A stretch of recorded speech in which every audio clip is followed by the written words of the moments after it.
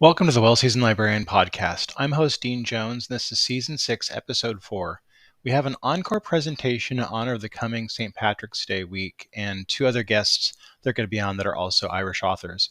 I thought it would be really good to replay my great conversation with JP McMahon, who is also in his own podcast. McMahon is a chef, but he's also a historian, writer, and many other things. He's just a whirlwind, a zeitgeist, and I really love getting a chance to talk to him. He's so brilliant. This is one of my favorite episodes, so I'm delighted to share this with you again in honor of this week around St. Patrick's Day. So here we go. Welcome to the Well-Seasoned Librarian podcast. My name is Dean Jones, the Well-Seasoned Librarian, and today I'm blessed to have on our podcast JP McMahon. He's a writer of the wonderful The Irish Cookbook by Phaedon, and it's a new cookbook this year, and it's beautiful. It's glorious. I recommend you to get it as soon as possible. JP, thank you for being on the show. Now, for our guests who are not familiar with your work, can you tell the audience a little bit about yourself? I can. I'm a bit of a mixed bag now, so I will say that at the outset. I mean, I'm a chef and restaurateur. I've been a chef since I was 15, restaurateur since 2008. As you said in your introduction, I'm a writer as well, both a food writer and a bit of an academic as well. And I suppose we have three restaurants in Galway, in the west of Ireland, very close to each other. Two are right across the road from each other, and another is about 500 meters away. And I suppose over the last 10 years or so, we've tried to make Galway and Ireland a more recognizable place for food, both nationally and internationally. Well, and also, when I was looking up and doing research on you for the questions, I saw that you're quite a prolific writer as well. You have quite a lot of output, and you have a regular article that I could see that I've seen online. I just wanted to ask you. How did this all actually come about for you? You've had quite a few years, haven't you? Yeah, I forgot that I write weekly for the Irish Times. Sometimes I forget myself when it's due in, but I do, a weekly column for the national newspaper. And like as I said, I mean, the last 2 years have been difficult. I mean, for everyone in hospitality and probably for everyone in general. I mean, our flagship restaurant, Aniar, which has a 1 Michelin star. I mean, we closed that for 18 months during the pandemic because, well, most of our guests are American or were American, and we just couldn't foresee opening the restaurant in the middle of the pandemic when there was no travel. So, like, it has changed slightly after the pandemic. We have a bit more Irish people in, but we're still very dependent in Ireland and in Galway on North American tourists. So it was difficult kind of in the restaurant industry because Galway only has 80,000 people, and 1 million people might go through Galway in any given season in terms of tourists. So there was a big gap to I suppose to fill. Now, how did you begin your life as a chef? Where was the crossroads moment for you when you decided to pursue being a chef and a restaurant owner? I suppose I never felt I decided. I suppose things gradually happened. I mean, I loved cooking in school. I did home economics in secondary school. My first job as a 15-year-old was in a kitchen, and I liked cooking, and I kind of went back and forth between cooking and I went to college as a mature student in Cork in 2002 to do English and art history, and at that point I would have been in my early 20s. I really thought I wasn't going to cook again, and I began cooking 3 or 4 years later, and kind of went between studying a little bit, kept cooking, and it wasn't really, I suppose, until we opened our Cava Bodega in 2008 that I really committed to, this is my life as a chef and as a restaurateur. Because I suppose being a chef is intense enough, but I suppose opening a restaurant, it becomes very much 24/7, and that was when I had to, I suppose, commit to that. But I suppose I've always liked to combine food and writing and food and I suppose, and its representation through their various different mediums, whether it's video or photography or even podcasts like we're doing now. We have a podcast for our symposium called Food on the Edge, and that, I mean, I suppose I love engaging with the stories that food brings up, and I suppose that come around when people travel for food or people engage with food. Now, you studied English and art history at the University of College Cork. What inspired you to follow this educational path? Like, I've always loved writing. I mean, for my love of writing and literature probably predates my love of cooking, in terms of whether it's poetry or plays or books. And I suppose I always saw writing as a pastime while I was a chef, because I suppose that there's only so many jobs you can do as a writer. So I went back to college as a mature student to, I suppose, follow that love. And I've always loved art in terms of painting and photography, and I wanted to study it. And I suppose it has informed, particularly it has helped me write better, and the various books that I've written, and the articles. I mean, I see it much more holistically now. I mean, I'm 43 now. I mean, when I was studying art history in English, I thought it was so removed from cooking, and I was like, I really struggled to bring them together. I was like cooking on the weekends, college during the week, and I was like, and then if you talk to the English and art history people about cooking, about professional chefing, they probably wouldn't have much to say. And likewise, if you go in and talk to the professional chefs and talk to them about going to some exhibition, that like we're too busy to talk about this. But I feel whether I have just matured or whether society has matured, now I feel the two of them are much more in harmony. And I suppose even when we did the Fidon book, last year, 2020, the photography, the text, the way it looks, like all of that came into play, and I actually felt like, oh, this is really fitting together. And I mean, Fidon were my first choice to approach, because Fidon published beautiful art history books, and I've used them for many years, and I love the way they design books. That was one of my key things, and the way they make a book, as opposed to just reading it. And so I still love English and art history, and I just submitted a PhD in drama in my spare time, and as you do. But I did that over the last 4 years, and COVID helped, because if COVID helped, that helped me finish my PhD. So I mean, I would always say I wouldn't say I'm confused, but like, I'm certainly a chef that sits slightly outside the normal box of being a chef, in terms of, I wouldn't like to call myself academic or intellectual, but I just like to see food as more than just sitting down to eat. Well, going on that tact, I'd like to talk about the cookbook, because I hesitate to call it just a cookbook, because it's a very important book, and there's a lot of writing in it that's very palpable, that's very real. And I don't want to dismiss, I mean, cookbooks, I love cookbooks, and I would never use cookbooks as, like, as a lesser term, but like it's a big book. It's more than a cookbook, though. It really talks about history and culture, and also the food of Ireland, and the food that's like indigenous to Ireland, and it talks about history. I mean, and it's also just a gorgeous book in and of itself. How did you come to conceptualize and write the book? Where did this come from?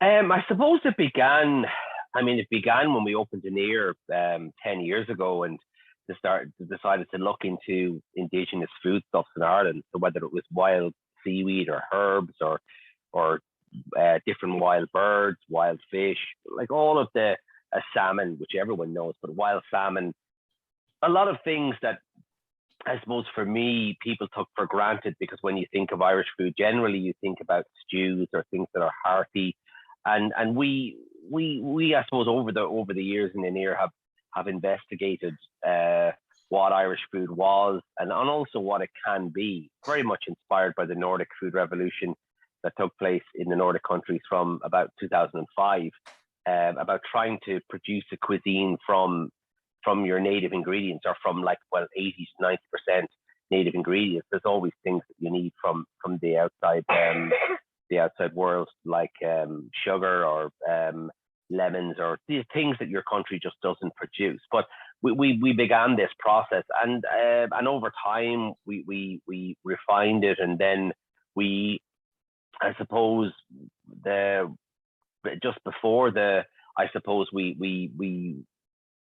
before I started writing the book, we started putting this symposium on called Food on the Edge, which I briefly mentioned. And really, in a nutshell, it brings about 50 chefs or industry professionals over to Ireland to showcase Ireland, Irish food, culture. So many different chefs and industry professionals, some very, very famous, some lesser known. And I suppose I got talking to Fidon, I think at the second or third year, so about 2017. And there wasn't any Bible, so to speak, on Irish food. I mean, Fidon published these books on different countries, so they have an Italian one, a Spanish one, they have one on Japan and one on China. And initially, excuse me, they said, God, there couldn't be that many recipes in Ireland. I mean, there must be like a handful. And the book has 480 recipes in it, and actually there was another 400 that didn't fit in the book because I wrote too much. And they said, do you want all the words or do you want more recipes? And I said, no, I want to keep the words. And that's, as you said, there's a lot of text in there, because I suppose I felt it necessary to try and inform the reader or the cook that each section in the book, and there's a lot of history to different ingredients in Ireland. So whether it's wild duck, or whether it's eggs, or whether it's dairy, or simple things like dessert. And I tried to fold that history into the process, not in an academic way, but in a way that maybe when you make the dessert, you feel, God, yeah, I am engaging in a tradition. Something as simple as, say, bread and butter pudding, which, I mean, unfortunately, most of the Irish dishes that people take for granted, and they're just kind of like, oh yeah, that's just a dish. But we have to remember that every time people cook at home, and they cook over time and over the years and then over the decades, I mean, these things become historical, and that's what fascinated me. I mean, the oldest recipe book in Ireland is only from 1688.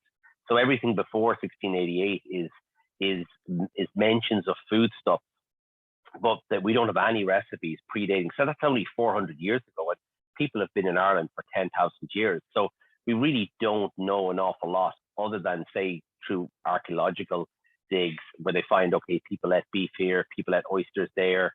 I mean, how do they cook it? How do they eat it? A lot of it is guesswork. And I suppose I find that fascinating, that, I mean, for the vast majority of the history of Ireland, we actually have no written record. But 90% of the time, we have no written record of what or how people combine things. And I suppose that's the artistic license that I suppose take in the book.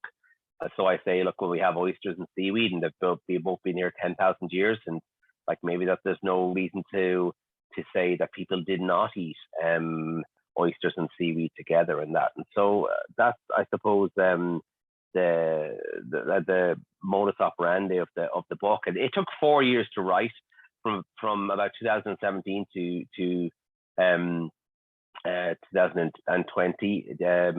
2016 was the very first recipes that we started to write.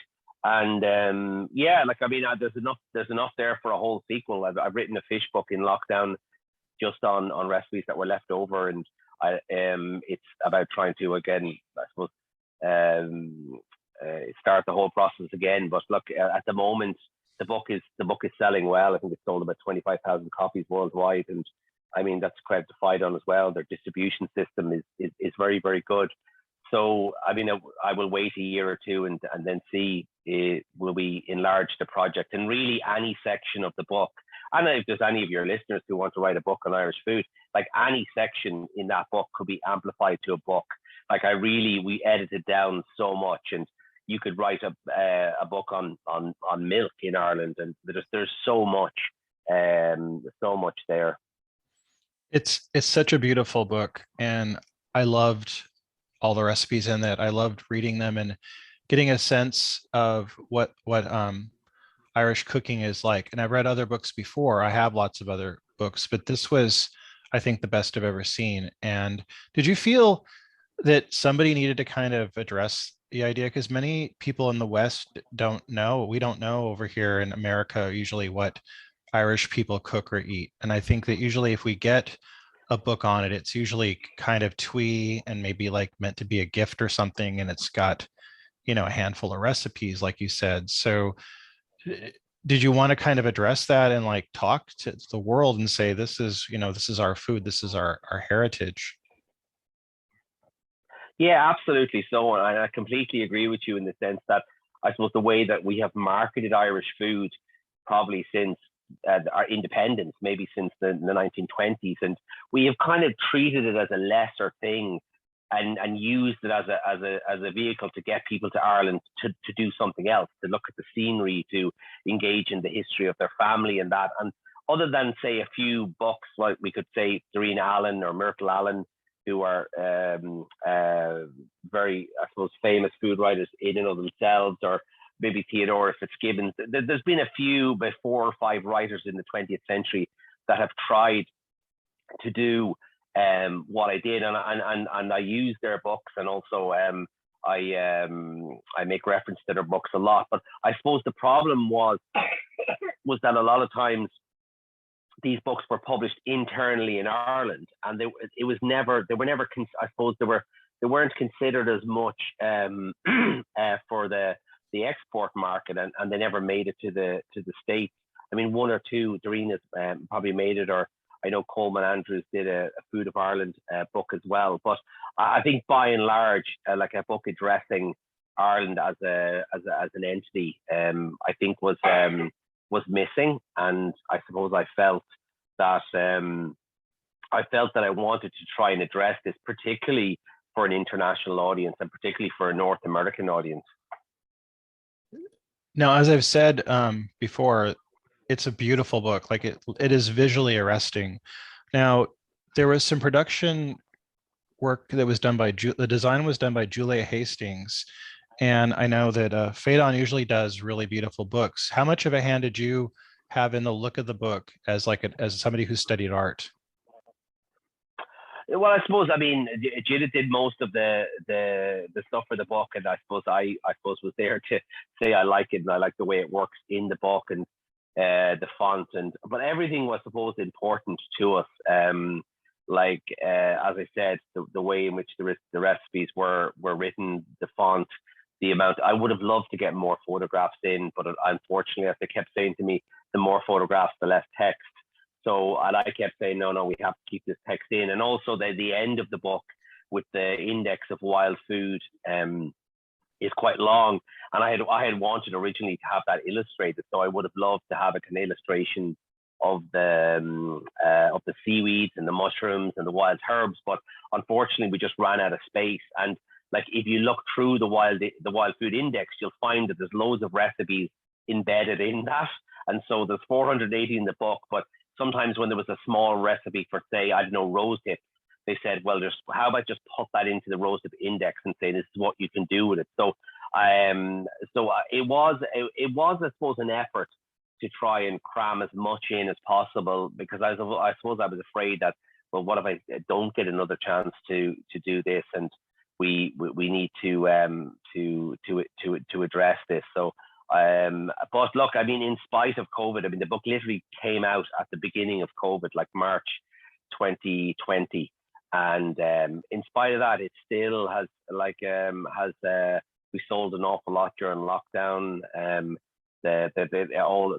Whatever they're available, they sell well, and like it is great to, I suppose, to talk to people saying, as you said, they never realized that Irish food had such depth to it and had such history. And I suppose the book is an encouragement for any country to write about their their food culture, because I suppose we have viewed food through the lens of the empires, whether that's France or Italy or Spain or England, and I suppose lesser countries or the colonies have said, well, we don't have a food culture, we borrowed everything. But I think wherever there are people, there is a food culture, and even if we say, well, Irish, English, Scottish, and Welsh food culture are similar, they could all still write independent books and have many different variations. I mean, you could European cooking is there's a lot of similarities in it, but there are still dishes that you will find, like in the book, that might have been made in Kerry in the southwest of Ireland, that would not have been made anywhere else. And I suppose that's the beauty of the regionality of food, and how every time you make a recipe, over time it changes. And when you pass a recipe down to, or you give it to a friend, like they might change it, and then they might pass it on again and change it again. And then that's the beauty of the personality of cooking. I'm so glad you included so many photographs, because to me, it was really important seeing them. I've read some recipes that are in your cookbook and other cookbooks, and I've had usually there's no photos ever, almost ever in an Irish cookbook when I've seen them. And it's like, I really would like to have been able to see what the item looks like. But so many of the way you tackle game meat and vegetables, it's so exciting. And just the simple recipe of asparagus wrapped in sea lettuce, it kind of excites you and makes you go, I want to try that. That looks amazing. And there's so many really wonderful recipes in here, and getting a chance to visually see them, I think, is really helpful to somebody who might want to tackle it themselves. Yeah, and it's interesting you picked that recipe, because we had a little bit of a, I wouldn't say we had a fight, we had a disagreement, because I had too much seaweed in the book, and Clyde were saying, look, this is a very specific ingredient to Ireland, and what if you can't get it in North America? And I was like, oh, you can buy it in Whole Foods or whatever. And like they said, people are not going to be down on the beach picking seaweeds. But for me, like if you take an overview of the book, there are recipes that are traditional, and that's like your brown bread and your lamb stews, and then there are recipes that are possibly historic, and so some game recipes like venison that actually we can date back to a specific time. There are some that are imaginative, like say when we look back 8,000 years ago and said, okay, people ate wild sea bass, and then I have to just guess, well, okay, how did they eat it? And then there's ones that have been influenced by Aniar, by, I suppose, our own cooking. And that asparagus wrapped in sea lettuce is very much, I suppose, for me, it speaks very much of contemporary Irish food, that it's very light. It's very of the west of Ireland. Asparagus season is so short in Ireland, but the sea lettuce is really nice, and it's just a nice little thing to do, and it's a lovely talking point. And getting that image in, there was a funny story about that image, because it wasn't one of the recipes that got picked. So we had 900 recipes, and there was 300 went out the window, and when we had 600, and then we had to get them down to 450. And then I said, you know what, if we photograph the asparagus with sea lettuce, we can just pretend that it was picked, and we'll just say, oh, I didn't know it wasn't picked, but we'll make the photo so nice that we'll make sure that they pick it. And they went, God, I love that photo. And they said, let's put it in the book. And so there was always this kind of push and pull about me putting in too much seaweed, and finally going, of course, they know how to sell books. And they were like, listen, we have to. And so it's a good marriage. And that is, look, that's what an editor is for. An editor is to, I suppose, to rein in your creative spirit, because sometimes creative artists never stop creating. And she's like, you have to stop. We have enough recipes. Stop looking for more recipes. Let's get down to the editing. And of course, for me, that's not the most interesting. It's kind of, no, I want to keep cooking. I want to make more recipes. And they were like, no, we have enough. No, you're not sending any more in. So yeah, no, I really enjoyed my time with them. Yeah, you had a great episode on Food on the Edge that talked about seaweed.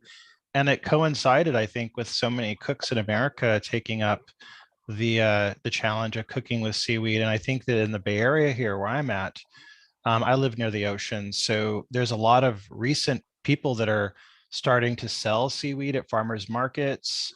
It's being sold everywhere here, and people are wanting to eat it and cook with it. And it's becoming something that's considered a culinary must for like good health here.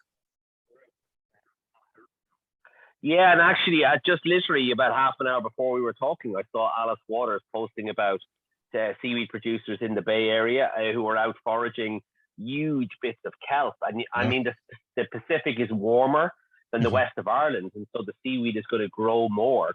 And that's, I suppose, for me, the downside of being in the cold sometimes is that okay, we do get some beautiful small seaweed, but we don't get that lovely long kombu and kelp that the Japanese use. And I remember cooking in Toronto 2 or 3 years ago, and you get the seaweed folded like a blanket, and it's like wrapped really nicely. And I remember sending it a picture to our seaweed producer, seaweed harvester, because he usually just takes it and I get it dried in black bags. And I was like, would you like to? You should wrap your seaweed and sell it in little packages. And he was like, would you ever leave me alone?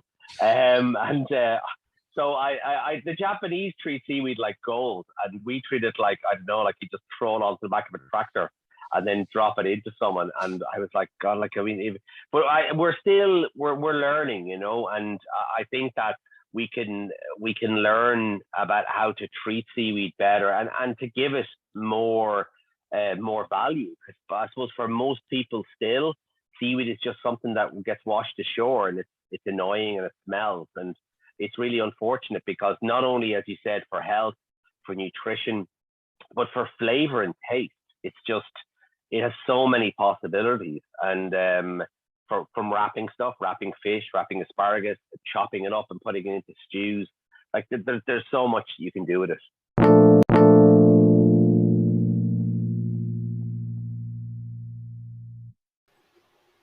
This episode is sponsored by Culinary Historians of Northern California, a Bay Area educational group dedicated to the study of food, drink, and culture in human history. To learn more about this organization and their work, please visit their website at www.chnorcal.org.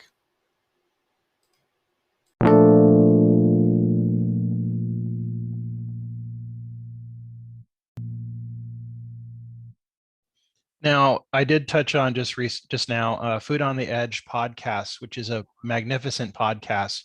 Can you talk about how you began to start the Food on the Edge podcast?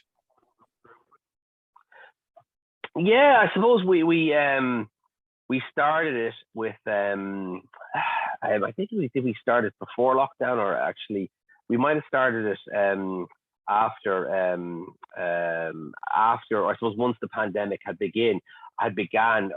We might have done a few episodes before that, but I suppose it was another way of communicating, and another way of telling the story, not only of Irish food, but then some of the last ones we've interviewed different chefs from around the world, and tried to, I suppose, put more personality and voice into cooking. And I suppose I've really enjoyed it. And I think podcasts are a wonderful vehicle at the moment to communicate to people, because you put them out into cyberspace, and all of a sudden someone contacts you from halfway across the world and says, oh, I heard your podcast. And I really like that. And even though it's not about, for us, it's not about listenership or in terms of like figures, and that we produce them, a couple of hundred people listen to them. But for me, it's just another way to talk about food, and to try and encourage people to see food as something that's experiential, as opposed to just you eat it when you're hungry. You know, it's a cultural thing, it's a historical thing, and if we don't, I suppose, nurture it, we won't always have it. And I think that's something that's important. Now, you are the culinary director of the EatGalway Restaurant Group. Can you tell us about the EatGalway Group? Yeah, no, we started again. I suppose a bit like my chefing career. We did. I suppose EatGalway grew organically, and we started Cava in 2008, and that was our, I suppose, a tapas restaurant. We wanted to, I suppose, bring a taste of Spain to Ireland, but also a taste of or the way that the Spanish ate, and that was by sharing food, and I suppose eating a bit later. And I suppose anyone who's been to Ireland, if you're eating late in Ireland, you generally have very few options. Most of the time, it's a chip shop or a kebab. And we always wondered when we were in Spain, going, why don't we have a culture of eating late at night where people sit down, have a glass of wine, and have some charcuterie and cheese or some olives and that. And so they were some of the ideas that we wanted to explore. So that was 2008. And then in 2011, the restaurant next door to Cava closed. And so I suppose we just said, we'll be doing other restaurants. I don't ask me why we decided this, but we did. And that was very much at the height of the influence of the Nordic food movement in terms of looking at indigenous foods. And we said, well, why don't we do a restaurant based on this? It was a very small restaurant. We opened it kind of like as a bistro, with a very small menu. And the following year, the restaurant won a Michelin star, and that kind of like was an avalanche hitting the restaurant, and it very much we had to change an awful lot of things because I suppose it brought international spotlight to the restaurant and to our other restaurants, and I suppose over those years and with Tartare now as well, I suppose we branded the restaurant Eat Galway because I suppose we wanted to see them as, well, I suppose when people come to Galway, they need to eat, and we would like to facilitate food at every level. So I was never just interested in opening a fine dining restaurant or opening a tapas restaurant that only served this. And for me, I love food, and I love the different ways that the different things that you can do with food, and whether that's a cup of coffee and a croissant in the morning, and of course I put some seaweed in the croissants, or some lunch, some nice soup and sandwiches, then some tapas, or then a tasting menu. Like all of these things are what makes a food culture. And I suppose that's for me what Eat Galway is about.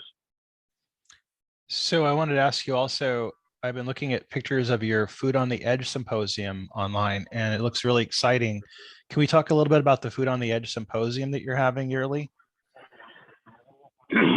Yeah, it's, I suppose, and ironically, I mean, the genesis of Food on the Edge came out of a little bit of time I spent in North America.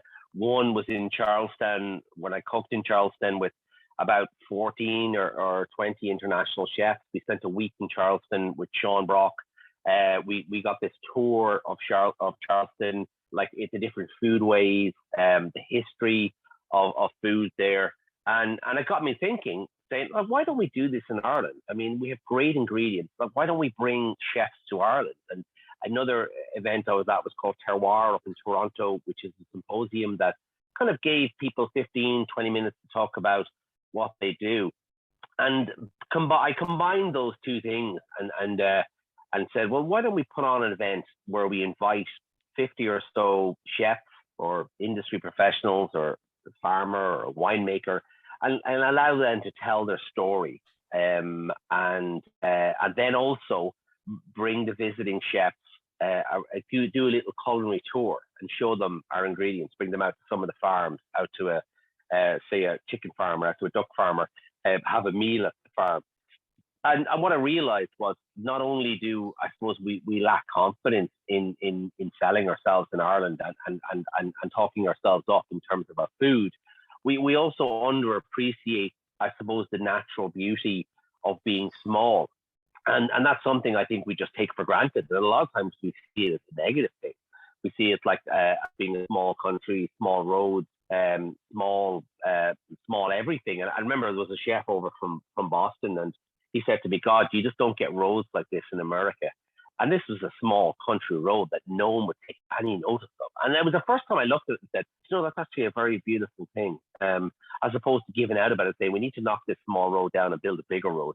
And that's what we've tried to do over the last, it's since 2015. So over the last 6 years. And this year we moved it to Dublin and put it on in an urban farm in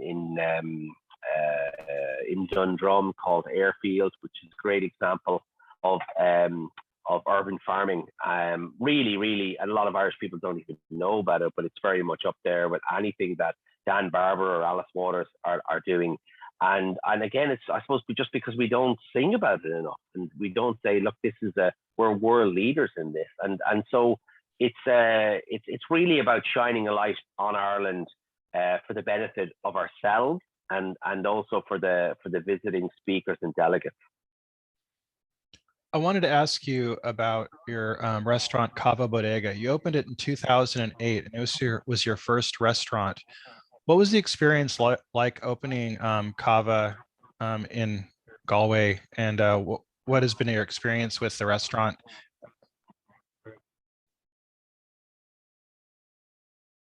Yeah, I suppose Cava is a powerhouse now. Can you hear me? Sorry. Yeah, yeah. Oh, sorry. I thought I lost you for a sec. Yeah, like Cava is a powerhouse now. It's like a monster. It's like those couple of hundred people a day sometimes. But ironically, when we opened it first in 2008, nobody got the idea of tapas. No one got like they were like, "What do you mean we have to share? Like, why is stuff smaller?" No, I don't like this. Because Irish people are like, I want my food in front of me and it's mine and I'm not sharing it.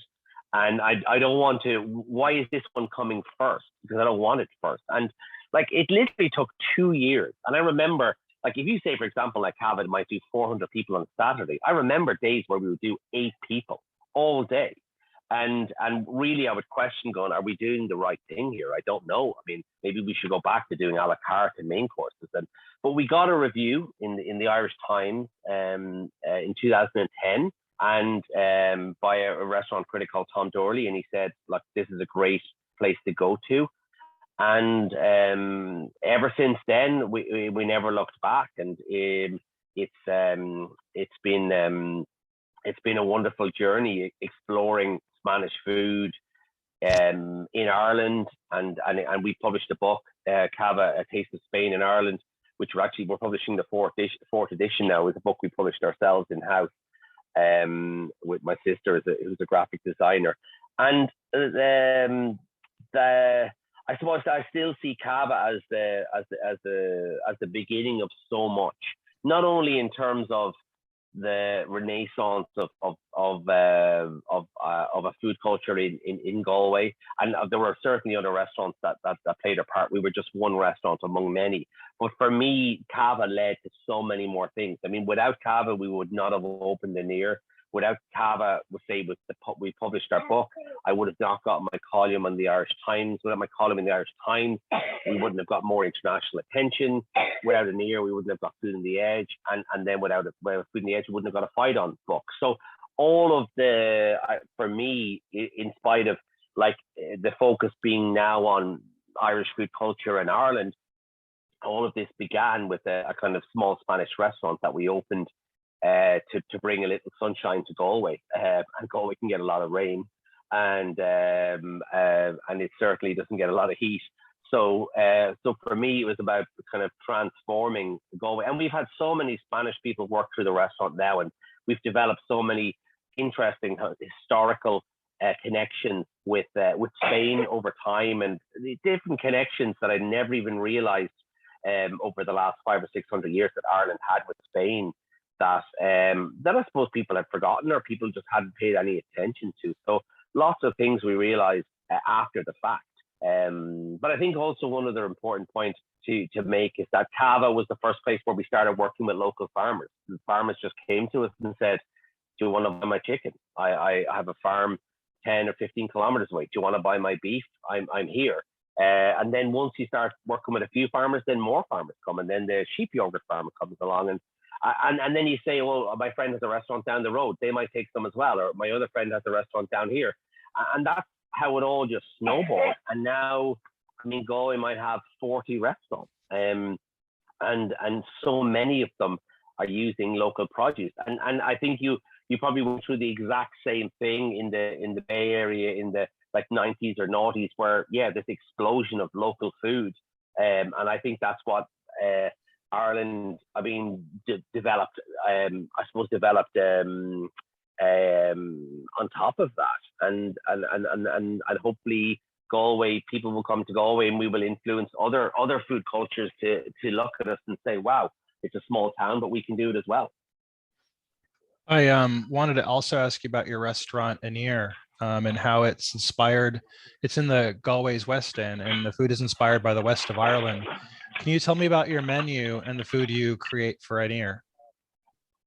Yeah, so we have a tasting menu in Aniar. Now we didn't always, and I suppose now we have an 18-course tasting menu of little small plates.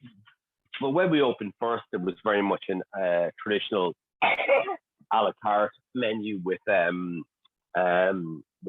5 starters, 5 main courses, and 5 desserts. And over time, we refined it, and I suppose tried to focus on what we were essentially doing, and that was to showcase ingredients. And so the menu is very ingredient led. Like even for say example, even tonight now we got some tuna. So that's going on as a tuna tartare. Blackberries are in season, so we've dressed the blackberries with some smoked blackberry vinegar that's produced by a local vinegar maker, and then we're going to finish it with a little some sea herbs and a little local caviar. And so all of the main ingredients, like 95% of them, are from Ireland. And that's what with each dish, that's what we're trying to do. We're trying to say, well, how do we encapsulate the west of Ireland in 18 small dishes that start off as little canapes and go into shellfish and then vegetables and meat, and then back out through the sweet side into the petit fours. And like I still see the restaurant as being in development. We're open 10 years, but I find where we are now, I find we're in a much stronger place after the pandemic, maybe because we closed for 18 months and we had time to reflect on what exactly are we doing. I mean, it's a very small restaurant. There's only 20 seats in the restaurant, and we really try and focus on customer experience. We have a gorgeous wine list of our organic and natural wines, and so the focus is very much on the experience of the guest in terms of the food, but also the narrative of that the food has. We have little poems interspaced in the food, like a poem on bread and a poem on oysters, like from Seamus Heaney. And I like to fold the literary and the theatrical into it in very subtle ways. That's wonderful. I'm very curious to find out about some people you've read, and some of the authors that you enjoy. You also have a restaurant, Tartare Café and Wine Bar. Yeah, this is someone once described it very well. They said it was like if Cava and Aniar had a baby, it would be like Tartare. And because what it is that it's the ethos of Aniar in the shape of tasting plates. And so, I mean, initially when we opened Tartare, I wanted to do oysters and beef tartare, and they were kind of like, because they're two things that we do well in Ireland, and they are very underrepresented. So my wife was saying, a restaurant that sells beef tartare and oysters is never going to survive. You're not in New York. You're in the west of Ireland, and you better think of a longer menu with something more accessible than just beef tartare and oysters. And I was like, no, we'll just have a wine bar. And she's like, it's not Berlin either. It's like, so what we decided on was that we will do a cafe during the day with really nice sourdough sandwiches, soups, some sweet pastries, some salads, and then in the nighttime we will do our small plates. And so we have a lot of different small plates, but two of our signature ones are still our oysters with sea lettuce and caviar, and our beef tartare with smoked egg, and some watercress. And they still, so we've many other dishes that small plates, but it's a little bit less formal than Aniar. Of course, the price point is a lot less, and some people have actually fallen in love with tartare now and said, like, don't tell the chefs in Aniar, but I prefer here now. And I was like, don't worry, I won't burst their balloon or offend their ego, because they think that they're the best. But I mean, like, Galway loves casual dining, and I've always known that.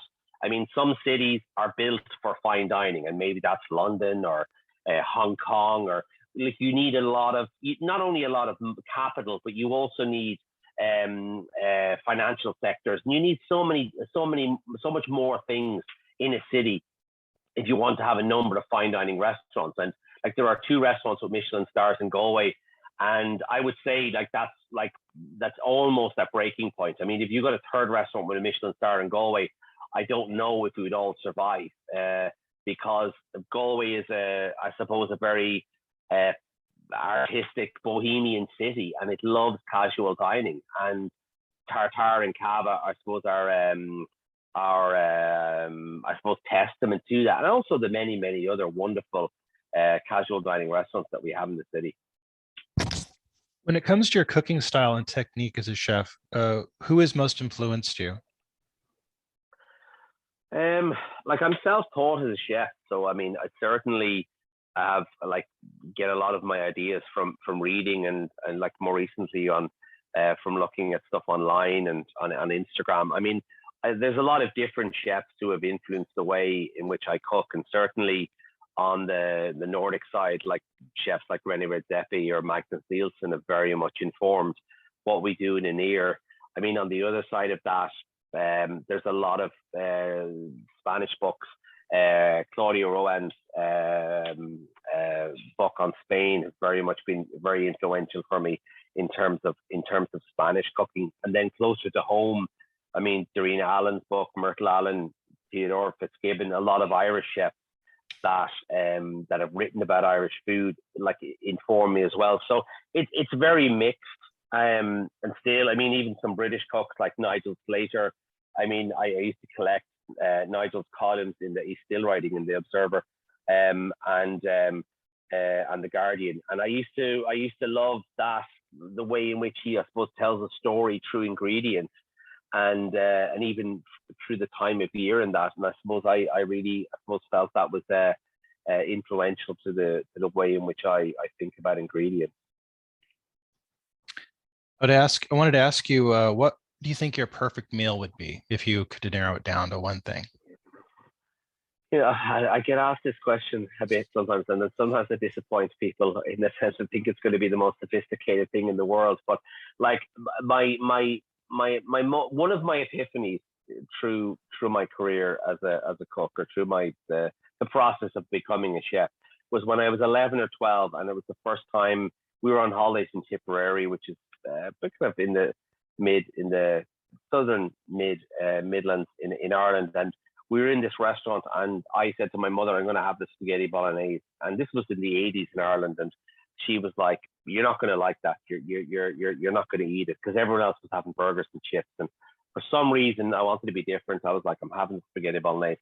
And I remember it came out, and I remember eating it, and I remember realizing, I mean, I don't know if I realized at the time or I realized later, that food could not only could food make you different, but that food was different where you were, I suppose, wherever people were. And I grew up in I suppose, in a culture where, I mean, my grandmother never had pasta. Both my grandmothers in their house, and the explosion of Italian food in the 90s, in the late 80s and early 90s in Ireland, was deeply affected Irish food. And the first place I ever worked in was an Italian restaurant when I was 15, and falling in love with bread and pizzas and all of that sort of stuff. So I've always said that my last meal will be spaghetti bolognese, just very nicely cooked. And it's still something I cook a lot at home. My daughter loves it as well. I mean, when I'm in the restaurant, I cook differently. I love fish, and I love shellfish. I love oysters. I love turbot cooked on the bone. I like whole. I suppose there is a kind of rustic side of me as well, where a big leg of lamb. I mean, I think you find a lot of chefs that work in fine dining, when you ask them what they like, what they enjoy eating, it's usually the opposite of what they're cooking, because there's a refinement, and you get your tweezers out and you put it all on the plate, and then you go home and you just want to dive into a big roast chicken, and that's your sweet spot. And I think it's important that people realize that people always think that I plate food at home the way I plate food in the restaurant, and I was like, oh my God, no, absolutely don't. Sometimes I go home and have a bowl of cereal. It's like There's, it's like it's the opposite. They go, you hardly eat a bag of chips, and I was like, absolutely. I'm a normal person, or have a Chinese or an Indian or like all of these things, and like, but certainly, in terms of the food that gives me most comfort, it's still unfortunately Italian food. As much as I cooked Spanish food over the years for a long time, I still love the warmth and the nostalgia you get from eating Italian food. Now, as a English major, who is some of your favorite authors? Well, hands down, would have to be Samuel Beckett. I think I have about 500 books on him in the house, and there would be the close number two would be James Joyce. I know now that sounds very stereotypical, but I fell in love with Beckett and Joyce's work pre college, and it's I suppose I've always loved it. I mean, there's many different writers I love around the world. I mean, in terms of the States, Cormac McCarthy's work I really enjoy as well, and different German writers. But in terms of the Irish writers and some of the literature that we use in the restaurants, I mean, the poems of Seamus Heaney as well. And there's so much food mentioned.